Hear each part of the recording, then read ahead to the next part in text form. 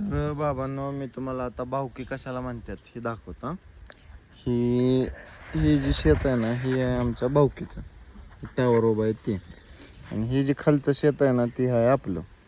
मग आता ही जी बांध नांगरलेला दिसतोय का तुम्हाला, बांध नांगरला म्हणण्यापेक्षा का नाही, तुम्हाला एक सांगतो. आता ही जी मी लहान जेव्हा होतो ना, लहान त्यावेळेस आहे ना, किंवा बांध ही जी ढेकळ मी झूम केलाय का इथपर्यंत होता.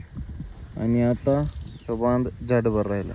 आणि तुम्ही इथं बघितलं तर इथं आम्हाला बसायला सुद्धा जागा नाही राहिलेली. आम्ही आमच्या बांधावर बसायला जागा केली ती सुद्धा राहिली नाही. तिकडं पुढं आता तुम्हाला पुढचं दाखवतो. इकडं पुढं जर बघितलं ना तुम्ही, तर पार इकडं झाडांच्या गांडीत गेलेला आहे हो बांध. असा तिरका तिरकाच बांध आहे म्हणा. तर ह्याच कारणामुळं भावकीमध्ये भांडणं होत असतात. तर बाबांनो, असं काय पोकरापोकरी करू नका. आता आम्ही कुठून नांगरायचं, आम्ही कुठून हे करायचं, आमचं शेत खाली आहे.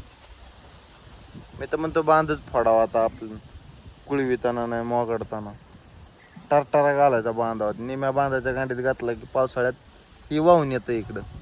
असंच करावं म्हणतोय मी आता.